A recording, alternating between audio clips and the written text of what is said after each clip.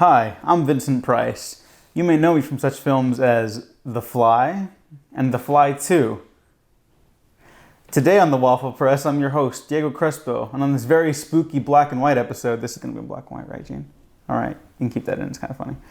This will be our discussion on Halloween movies, not the Halloween franchise. Hopefully never have to talk about those again.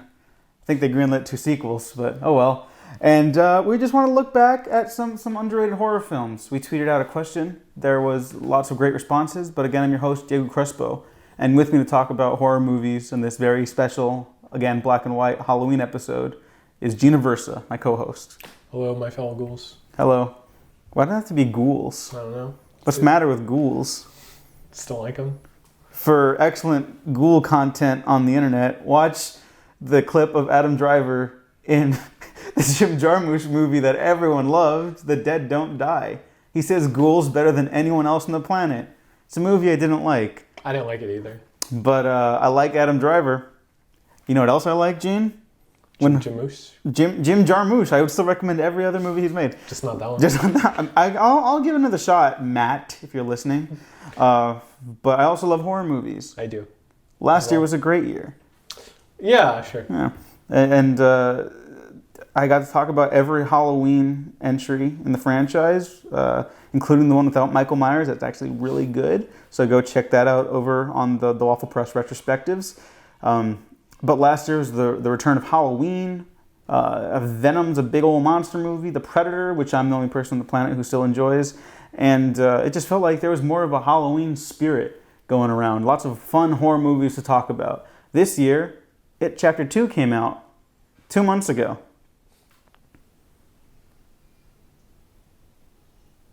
And The Lighthouse, directed and written by Robert Eggers and his brother Max Eggers. I think I might do just a standalone episode on that at some point. I don't know. I really love it.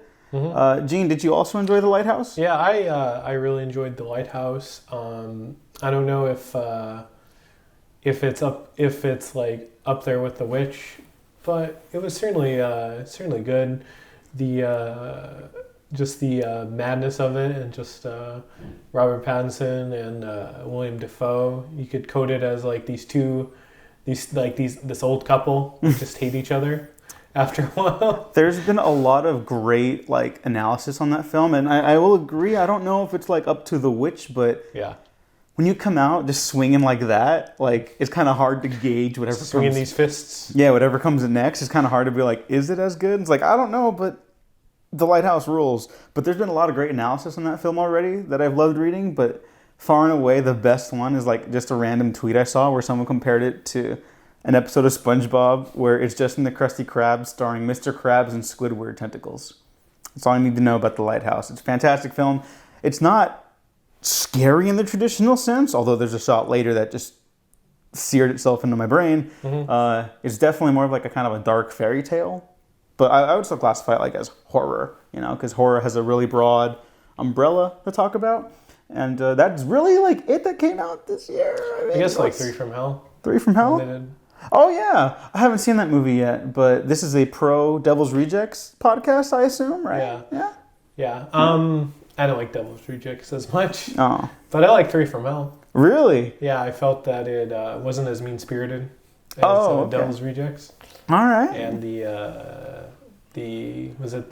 not B movie, but the Grindhouse nature of it was something I enjoyed better than them just killing everyone, because they have to fight a satanic gang. Yeah. Is it how late in the game is that? Is that a revelation? Because I know second act. That's sure. Because I know nothing about it. I just really love the Devil's Rejects. Like that's kind of my peak Rob Zombie fascination right there. But the fact that you like it more interests me a lot, like more so than I was already going into it. Yeah. But R.I.P. Captain Spaulding. Yeah. Sid Haig, the great Sid Haig, who's a horror movie icon. R.I.P. Great. Every movie he showed up in, he was like great in. He has a nice send-off. Oh yeah? Okay, that's good. Am I gonna cry? No, I don't think so. Because like in a weird way, I found myself, part of the reason I love Devil's Rejects was that I found myself like really loving the characters, even though they're god-awful people. Like I was fascinated by them and like how they just don't fit anywhere. They're horrible, horrible people. but it's like it's kind of sad that they don't even recognize that they don't fit anywhere because of how terrible they are. Mm-hmm. And it's like, it's not, this is a weird comparison. It's almost like how I almost kind of feel bad for Donald Trump that no one likes him, but it's like, he does it to himself. I'm not endorsing any even empathy towards him. I'm just saying like the fact that he can't even recognize that it's his own fault. You saw him at the World Series. Oh yeah, no, that was great. He was going to burst out into tears. Fantastic. The person who caught that on camera deserves like a Nobel Peace Prize. All that. Don't mess with baseball fans. Yeah, basically. Yeah, that gave me hope in America when everyone just starts collectively booing him in public. Terrific stuff. So what we're going to do for the rest of this episode is kind of go back and forth on a handful of horror films that we really want to talk about and highlight in light of the absence of horror movies this year. So my pick is actually, in a weird way, I consider it aesthetically similar. Danny Boyle's original 28 Days Later. Now, I'm not actually even a big Danny Boyle fan, but I think he struck something very like interesting with 28 Days Later. He likes to play with like aesthetics and like cameras a lot, and 28 Days Later is a fascinating movie to me because it didn't just like kind of reinvigorate the zombie genre. Like I think something like The Walking Dead would have still taken off regardless of that had come out, regardless of how much might have been a little familiar. But it's filmed on these really low rent cameras you can get for like $200 now. Like it's not an expensive movie, but it feels expensive. Like there are these great images of like London abandoned when they really just shot without permits and maybe kind of broke a couple laws, and I think that's kind of cool too. But no one was hurt with that. It's harmless law breaking, as one is wont to do.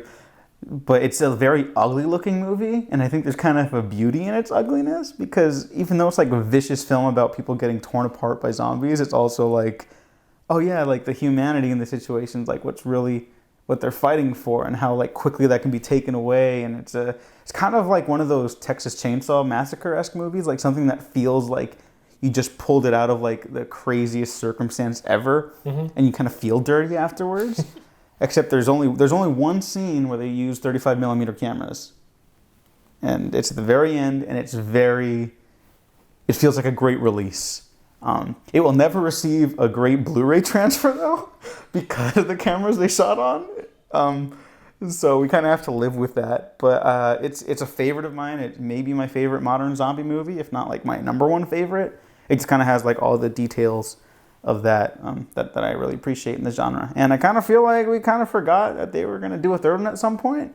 And I feel like that one would still do well in spite of The Walking Dead, like bleeding viewers. Yeah. But I don't know, that might just be me. Yeah, you have any thoughts on 28 Days Later? 28 Days Later, it's been a while since I've seen it. But yeah, the digital cameras are certainly something to behold, especially like in 2002, 3? 2002, yeah. 2002, I was right the first time. But yeah, Cillian Murphy is such a good everyman in it, where he doesn't really have too many zombie kills in it. Yeah, no, no one's shooting like headshots all the time. He's not even like a big like action hero role. He's an everyman who gets thrust into an extraordinary situation. Mm-hmm. And, I would say the moments of like the zombies are certainly good, but I like all the human aspects of that movie. Mm-hmm. Like when they're just driving around in the countryside and it's like set to that upbeat music. Mm-hmm. That's such a pleasure to watch. Yeah, it's very calming and serene at times, which makes like the horrific like rage attacks even more like unsettling and vicious. I want to pull up some tweets, but why don't you go ahead and introduce your next film? Yeah, I would counter with another zombie movie, One Cut of the Dead. I really enjoyed on Shudder. Thanks for my girlfriend for giving me a Shudder account. It's a zombie movie, but then it's not. It's about making movies, making a zombie movie specifically, and they have to do it televised. So it's a televised movie live, and it really shows the frustration of just making any movie. I don't know if that's cliche. Here's the thing about cliche, if I could just say really quick. Mm-hmm. Cliche is not wrong. Cliche is cliche for a reason. It's because, one, it works, or it's truthful. If you just do it because it's cliche, I think it's when people run into the problem. But like, there's nothing wrong with like familiar territory, So yeah, I really appreciated the pathos of just showing how something gets made, a film especially. Yeah, so I asked people on the Waffle Press Twitter account, what horror movies do people love but rarely get to talk about? So at T. Brian Wolf, Attack the Block, which is a great film and will certainly make my best of the decade list. Here's from Philantum of the Opera, a longtime friend of the show, 28 Days and Weeks Later, so bringing it all around. I haven't seen 28 Weeks Later. 28 Weeks Later is kind of the Aliens to 28 Days Later's Alien. Okay. Faster, more intense. Yeah. In very similar fashion, I also do not like it as much or do not think it's as good as the first film. But it's trying something different, and I really appreciate that. It had a very unfortunate release date. It was against Spider-Man 3. Oh, really? Yeah. Oh, that's why there's no third one. Yeah. Oh, no. I think like Shrek 3, Pirates 3. Oh, yeah. 2007 was kind of like this year for summer movies, where it was just like everything's big, and no one ended up liking a lot of them. No. Especially not Shrek 3. Yeah. Shrek 2 is still a great film, though. Love Shrek 2. Shrek 1 and Shrek 2 are still good. Matt. Some ogres. Some ogres. What else you got? I would go with my next choice is Candyman. Oh, nice. Saw it again on Netflix recently. It's probably the only good selection on Netflix. Oh, no. Netflix has some stuff hidden away. Hidden deep, yeah. But, the scariness of Candyman, the creepiness certainly holds up. And the fact, that it had a white lead, I think, didn't hurt it either. It didn't age terribly, I would say, in my estimation. I think I love Candyman. I love the first Candyman. The second one is not terrible. The third one's flat out awful. Yeah. If you ever get to watch the sequels, I would still recommend them because there's always an interesting through line in racial tension through those films, and sometimes they don't know what to do with them, including the first film. I feel like, but it's at least interested in bringing this stuff up and trying to deal with it in a way that's not just for exploitation, it's not exploiting black bodies and stuff like that with the horror. There's a genuine tragedy to Candyman that I really like too. I didn't find her a terrible person or I mean, she's someone that's patronizing. And that film with that narrative can kind of go that way very quickly. Lola Orna. The Curse of Lola Orna? Oh, I didn't watch that. It seemed like it was kind of patronizing, condescending. Yeah, why would I do that? I don't know. No. Besides, my idea first better. Anyways, another one from at Synthetic Owl, the Friday the 13th reboot. Oh, which Owl. At Synthetic Synthetic Owl? Yeah. Synthetic Owl? It's Owl. Synthetic Owl? I knew it. Take that, Gene. Friday the 13th reboot from 2009, which is actually my favorite Friday the 13th film. I don't know if that's controversial still around these parts, but I really like that one. And Jason X, because that film is made by crazy people. And Mike Messina, if you're listening to this, I know it's still your favorite movie, and that's okay. I accept you. It's Jason Goes to Space, and everyone should watch it because it's fucking hilarious. Yeah, I feel like the same screenwriter that did Leprechaun in Space. Was it really? I feel like, imagine if it was. We're short on time. Otherwise, I would spend time looking at that. Want to look that up. Yeah. Okay. I'm gonna look it up later. If it's not too much trouble, just put a little thing there. If it is. It's not. At Salmados, The Last Exorcism, and 13 Ghosts. Film I have not seen either of those. Have you seen either of those? 13 Ghosts has the best crazy Matthew Lillard. Oh, I love crazy Matthew Lillard. Insane in it. Tony Shalhoub, Monk. So this is the Concerned best. Dad, Shannon Elizabeth, Babysitter. This is the best movie ever? She just dies, though.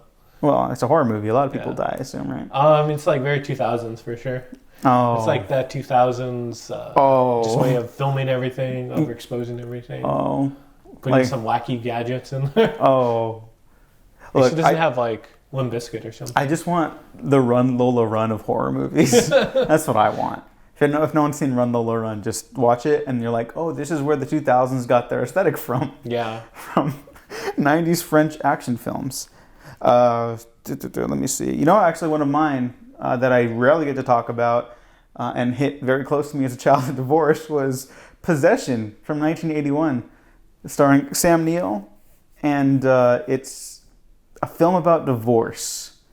It's also a lot more than that, but going with that knowledge beforehand, and just I don't even know how to tee it up. It's a weird movie. It's horribly depressing. Maybe this is why Hereditary hasn't held up so much for me, because I watched Possession and I was like, oh, this is like what Ari Aster wants. And I have nothing against him. I'm just saying, like that one, I kind of got the same vibe from Hereditary as that. But it's also a movie with like weird social subtext, kind of about like maybe the world's ending, or is it just like a relationship ending? It's kind of like being sprung upon the world. There's a horrifying sequence in a subway. Anyone who's ever seen it knows exactly what I'm talking about. It will leave you very uncomfortable, and you'll need a shower after. Everything I talk about today is just going to be something you need a shower after, because I like my horror movies down and dirty, I guess. Just horrible, nasty experiences that leave you scarred for life. But that might just be me. Another one. At Emerald Williams, I fucking love the Blair Witch Project so much. I also love the Blair Witch Project so much. Do you like the Blair Witch Project, Gene? Yeah, I think it is a good time capsule of 1999 or 1997 when it takes place. Oh, yeah. But yeah, and then just the fact everyone thought it was real certainly adds to the mystique. Yeah, it's like War of the Worlds, the televised play. Mm-hmm. Everyone just thought it was real just because, no internet, really. What I love the Blair Witch Project, like, with all my heart. That's like a top 5 favorite horror movie situation for me. I always kind of considered it, just because of the era we grew up in, it's kind of like a creepypasta movie where it's like, oh yeah, like that's not real. But then you start thinking about it like late at night and you're like, okay, but what if? Yeah. And it kind of changes the way you look at like trees at night. Which is, like how often does a horror movie like not just scare you or unsettle you, but like makes you look at things differently? Like it's like Jaws with the water, the Blair Witch Project for trees. I don't know how much else, how old were you when you first saw the Blair Witch Project? I kind of want to get into this one. Maybe like 14, 15. Yeah. Yeah, I don't think my parents let me see it. Was that a popcorn tosser for you? Like yeah, it certainly creeped me out.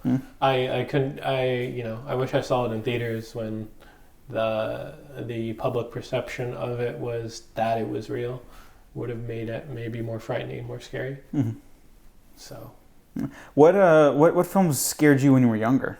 When I was younger, I feel like I was like scared at like random things, like the monkeys in Wizard of Oz. Really freaked me out. The man, ironically, the man, Oz, the Great Oz, scared me with his like voice. Interesting. Yeah. Yeah, just like I would say less horror movies, just like very intense scenes from like any movie like Pee-wee's Big Adventure, like Large Marge. Okay. Twilight Zone, the movie, with like the exact same scare, like the Dan Aykroyd character. Interesting. Like just I would say unexpected scenes in any sort of movie freaked me out. Yeah. That's kind of the way I feel about it. Like horror movies really scared me when I was younger, and I didn't really come around them till like, I don't know, maybe like 5 years ago. Like they stopped scaring me at a certain point, but like I just wasn't that in love with them like I am now. But I remember the Dawn of the Dead remake really doing a number on me with the birth scene. Ugh. Yeah, like I was just saying that. I just brought that back, huh? No spoilers for that, but that might be the best Zack Snyder movie too. Just tossing that one out there. Maybe, yeah. This is a weird one. What really scared me was not a horror movie like you. Was there's a scene in the Disney Alice in Wonderland where the Queen starts shouting off with her head. Oh yeah. And just the image of all like every creation in that film, like lunging at the screen, trying to decapitate a young girl, just broke my brain for a long time. and it scared the shit out of me. That one wasn't so much a popcorn tosser as much a like just a night keeper upper. Like that one gave me actually like nightmares. Yeah. Yeah. Alien and Signs freaked me out. Really? Yeah, when it just comes out. Yeah. Phoenix is like, move, children. I find a lot of just any not even like horror movies, like sci-fi or suspense, where it just changes the tone. Really thinking about being looking into the psychology of my inner child was when the tone changed. Certainly, always freaked me out. I got two things on that. There's a great tonal shift in Parasite, the new Bong Joon-ho movie, which is the best film of the year, I think. It is. Give it all the awards ever. But there's a tonal shift there that is horrifying. That's all I'll say. It reveals what the movie is, and it's very unsettling. And the Signs one scared the shit out of me too. And I think I know what still scares me. It's low-res images from like around the time our generation was growing up. From the VHS tapes to the early digital stuff. There's something about the way that's like, the technology's not quite there yet. It's evolving, but it can't quite get there. It makes it feel like a different sort of ghost that you don't really see. That's why Blair Witch Project still scares shit out of me. That's why Signs, that image of the alien is horrifying. Just chilling. It's like Bigfoot. Yeah. Like he's just vibing, you know? But I watched, this is my last choice for underrated horror films, and I think we got to wrap up soon. Yes. Lake Mungo I saw recently, which is not that scary throughout it, but it's a very depressing movie that takes a toll on you, and it all basically builds up to one scare. And when that scare hits you, it's also depressing, but it also sticks with you because I had this whole thing where I was like, they should film a horror film like a horror film on like a shitty iPhone or something like that, or like a really down and dirty like old Nokia. And then in this scene, that happens, and there's something about the way the images like are composed that it's kind of like you've seen a similar shape, you just haven't seen the definitions of it, and that I think really like stuck out to me.